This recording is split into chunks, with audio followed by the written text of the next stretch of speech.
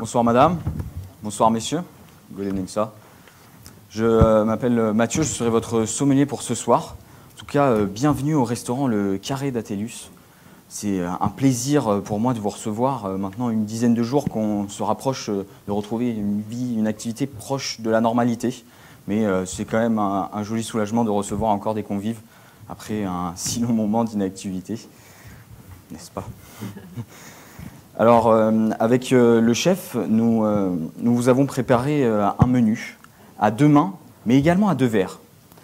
Le chef, par le biais de sa cuisine, va vous transmettre justement sa vision de la cuisine, avec voilà, sa cuisine locale, mais aussi une cuisine durable qui lui tient à cœur. Et moi, de mon côté, j'aimerais vraiment vous partager mon goût du vin, ma sensibilité et surtout mes découvertes. Et en parlant de découvertes, pour ces amuse-bouches que le chef vous a préparées pour vous mettre en appétit, j'aimerais vous proposer une coupe de champagne.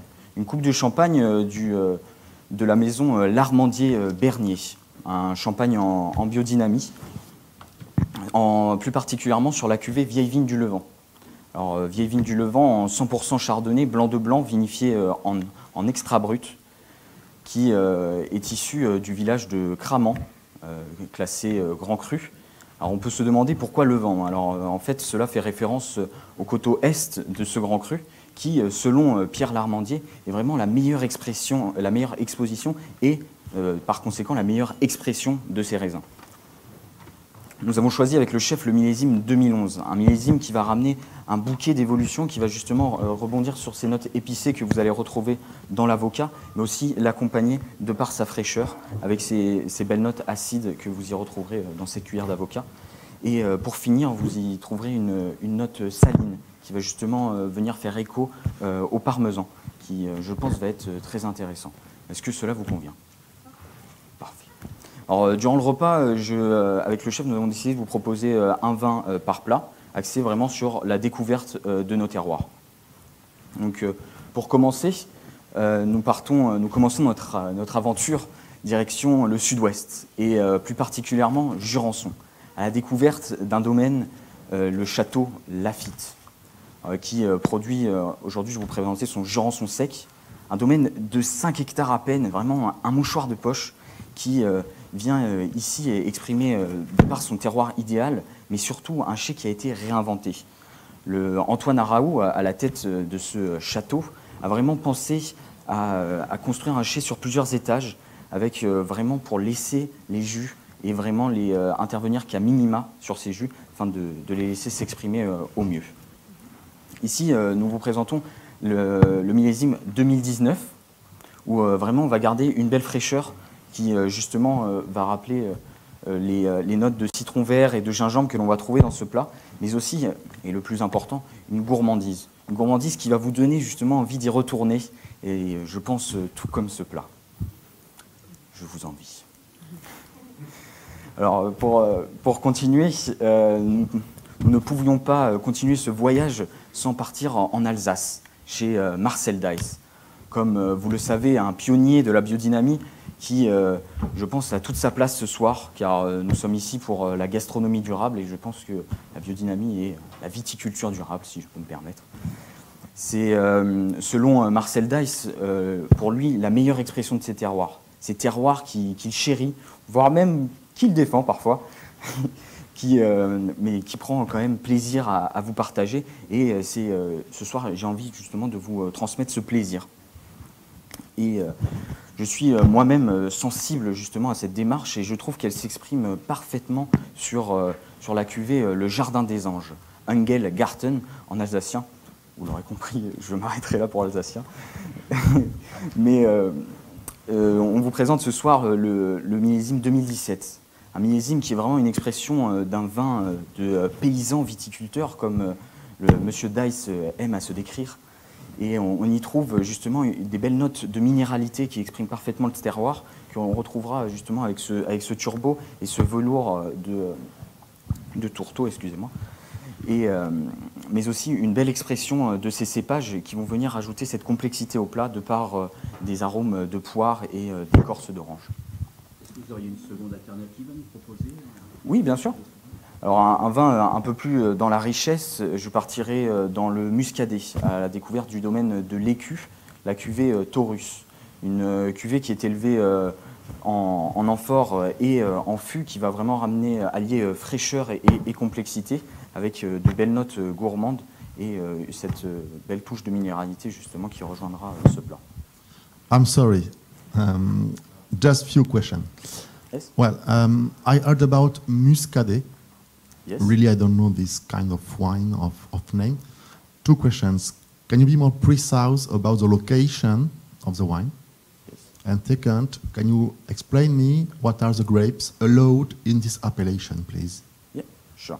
So Muscadet, so we're going northwest from in the Loire Valley. So in this appellation, there is only only one grape variety allowed, which is the Melon Blanc that you will definitely find in this wine. Thank you. You're welcome. Pour continuer avec l'agneau, alors pour ce plat, nous avons décidé de vous laisser choisir entre deux vins. La première expression, nous partirons direction Montély. Dans les chemins bourguignons, nous découvrons le domaine Rémy Jobard, avec son Montély premier cru, les Champfuyaux, qui va exprimer une gourmandise du pinot noir, mais qui va justement accompagner cette chair onctueuse de l'agneau, tout en ramenant justement une belle fraîcheur qui va venir amener légèreté à ce plat. En ce qui concerne le millésime, j'aimerais vous surprendre, comme j'ai pu l'être en le dégustant,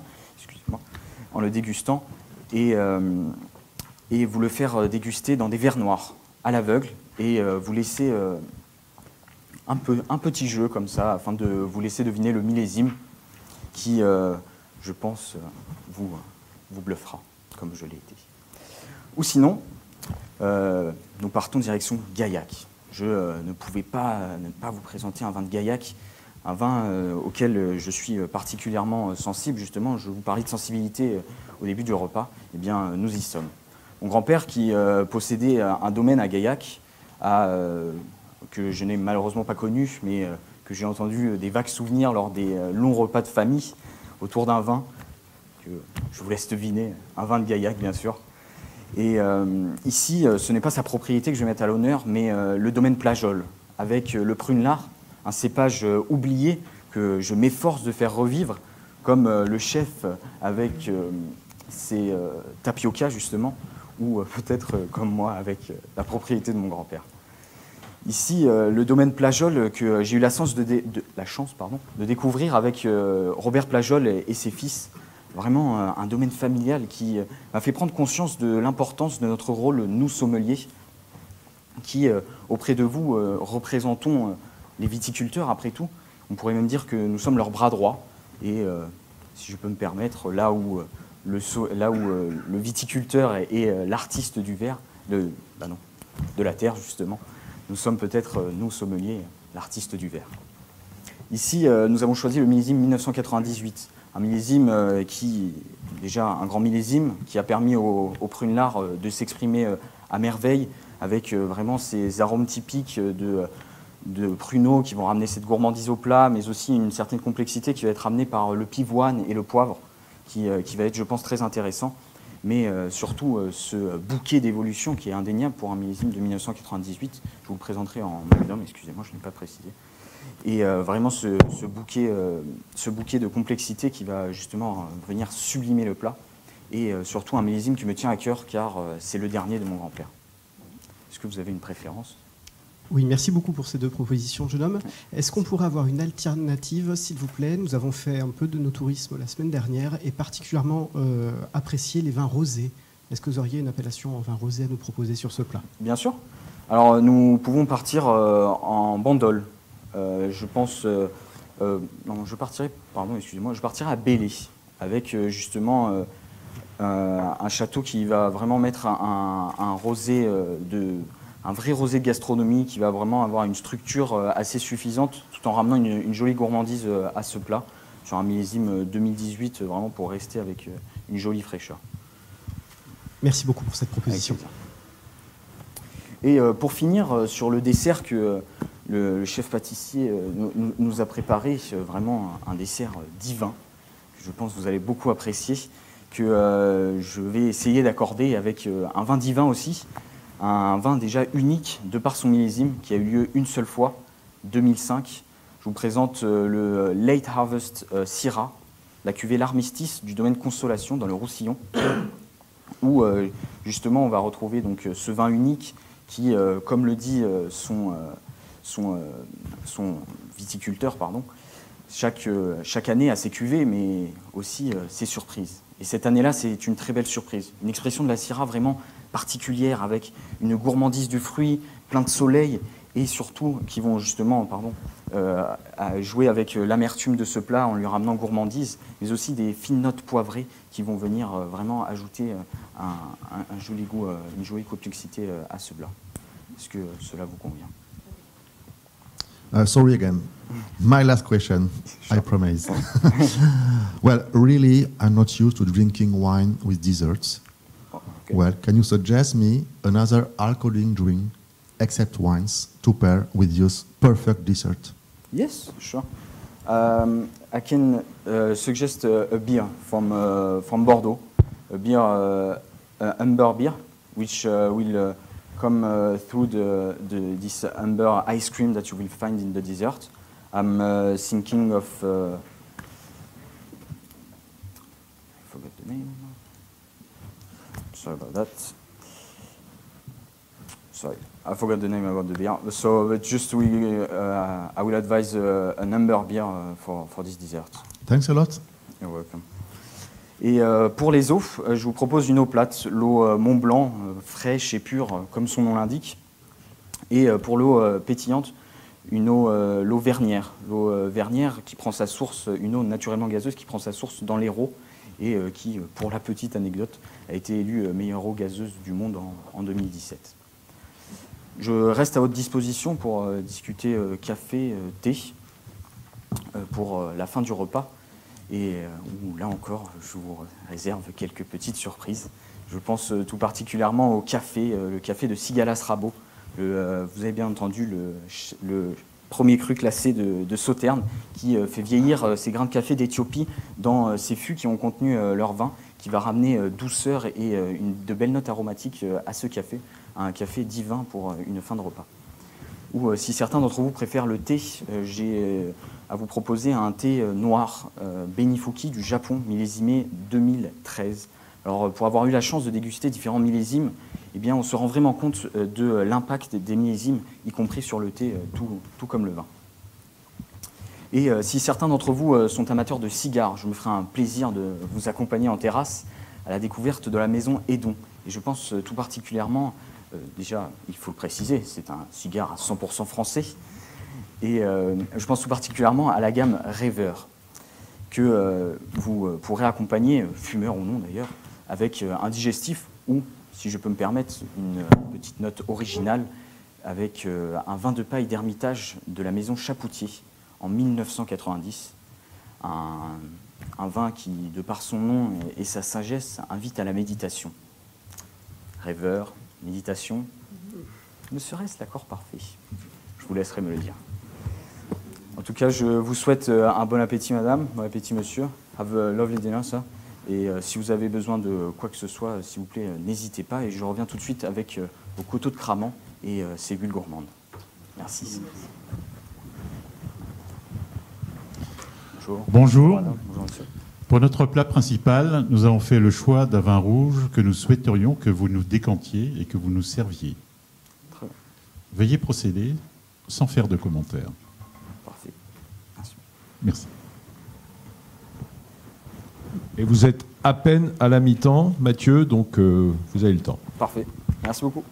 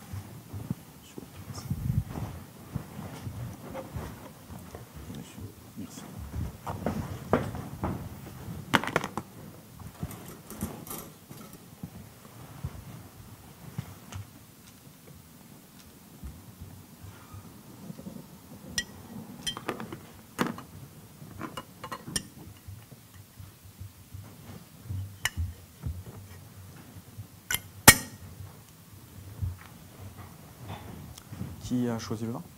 Monsieur. Alors, monsieur, voilà pour vous. Mas d'Agalis, un vin de pays des coteaux du Salagou, en millésime 2005. Merci beaucoup. Merci.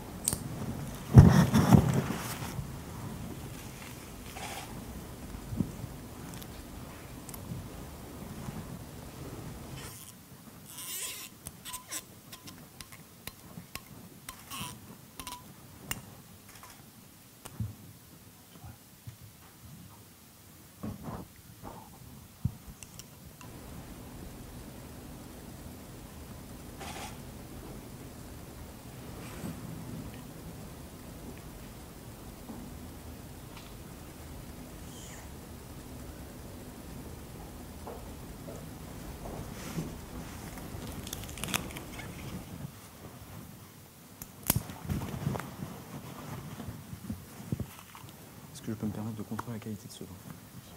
Merci.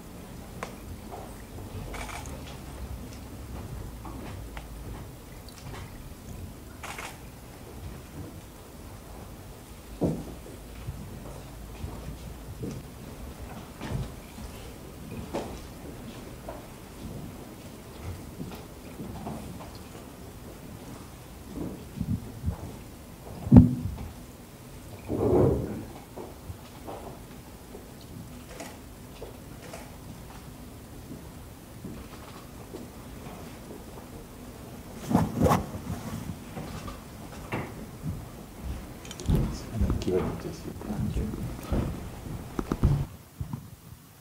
Hum.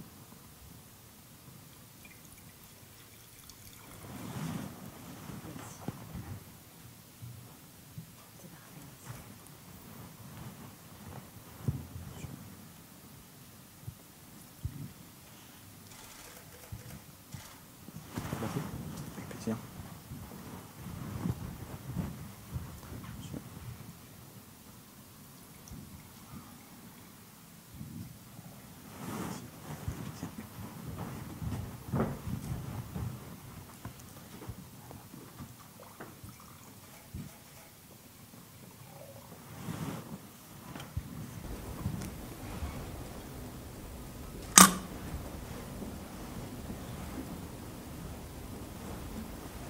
Avec l'excellent de bouchon.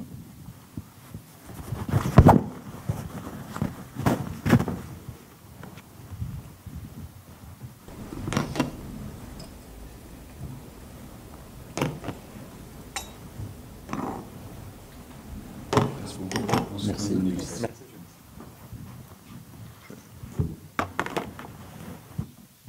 Il vous reste une dizaine de minutes, Mathieu.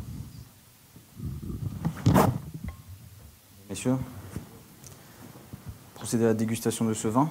Alors nous sommes en présence d'un vin blanc, couleur or, au reflet brillant or. Le vin est limpide, brillant, d'une moyenne intensité. C'est une ambre très charmante qui donne envie de poursuivre et qui indique surtout d'un vin qui est déjà dans l'évolution. Le nez est net, d'une moyenne intensité. Au premier nez, je décèle des arômes noisetés, de belles notes de fruits jaunes, d'abricots, et une fine touche florale que je déterminerai au second nez. Le second nez, des arômes d'abricots bien mûrs, bien confits, je dirais même, s'expriment. Un léger côté sur les oxydations avec de belles notes de noix qui viennent s'ajouter et de fines touches de fleurs blanches aussi. C'est un nez vraiment très complexe et très charmant. En bouche.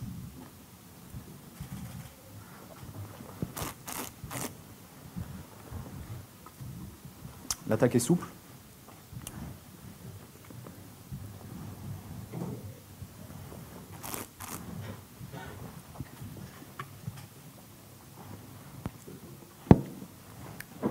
À l'évolution, on a de belles notes justement sur l'oxydation avec un petit peu ce côté réduction et cet abricot qui vient vraiment embellir le palais.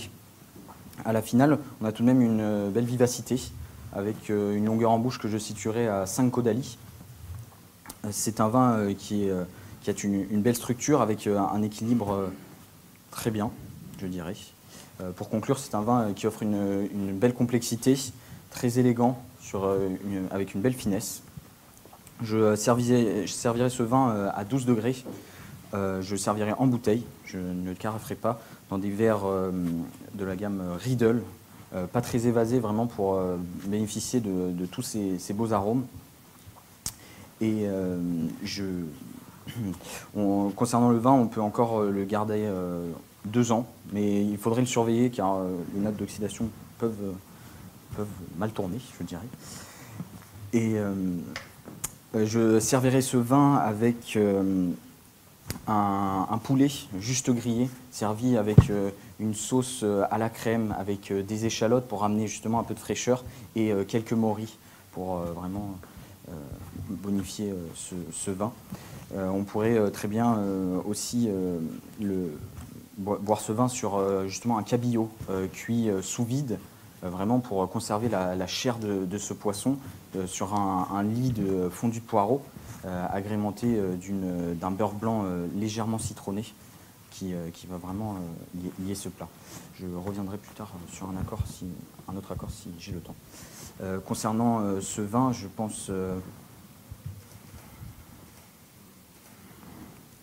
pense à un vin du Jura.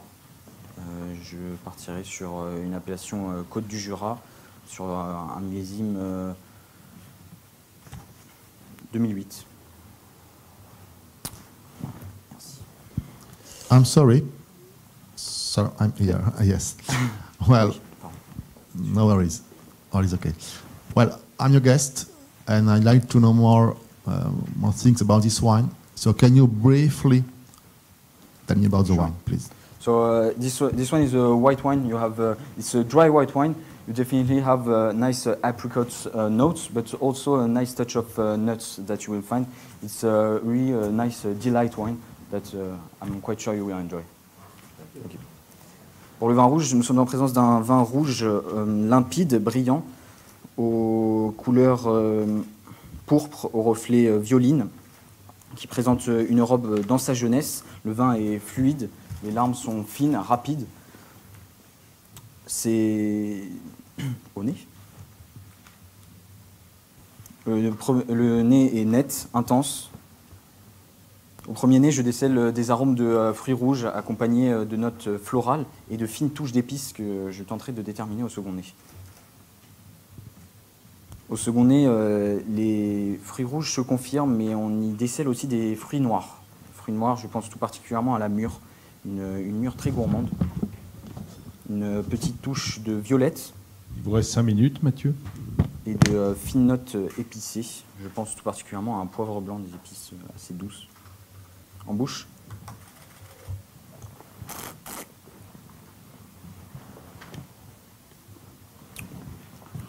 L'attaque est souple.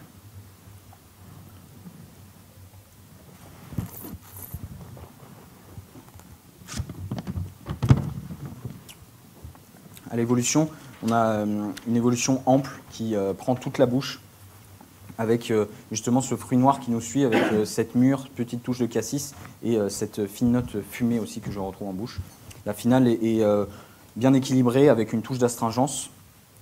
Ce vin est charnu et bien équilibré. Pour conclure, c'est un vin qui offre une belle gourmandise, avec une jolie finesse et des tanins qui commencent à devenir bien intégrés, à être bien intégrés. Pardon. Je servirai ce vin à 16 degrés. Je me permettrai de le carafer afin de vraiment assouplir ses tanins. Je le servirai dans des verres Riedel bien évasés, afin d'exprimer pleinement ses arômes. Concernant ce vin, on peut encore le garder 3 ans sans problème, je pense.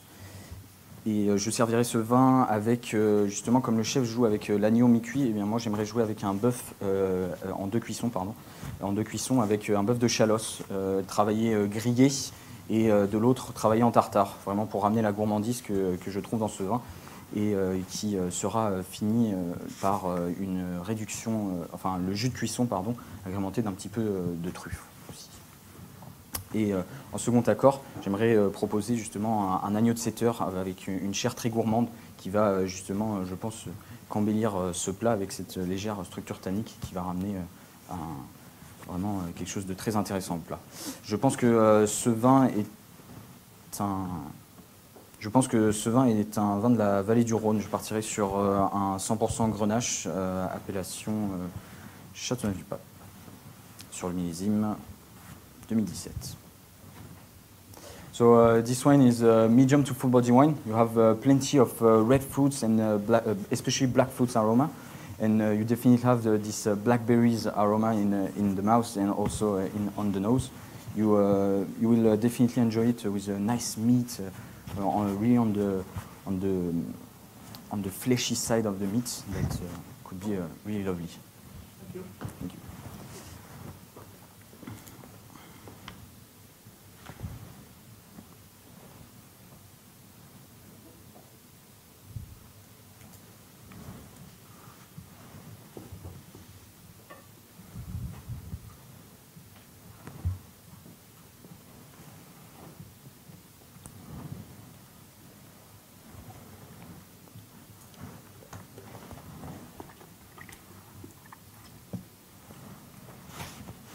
Le verre numéro 1 est une eau-de-vie de grain.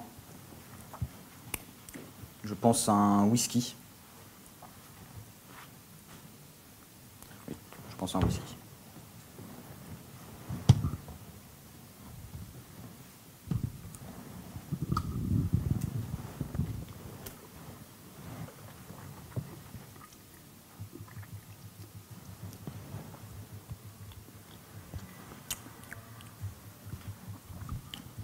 Le deuxième est une liqueur de menthe.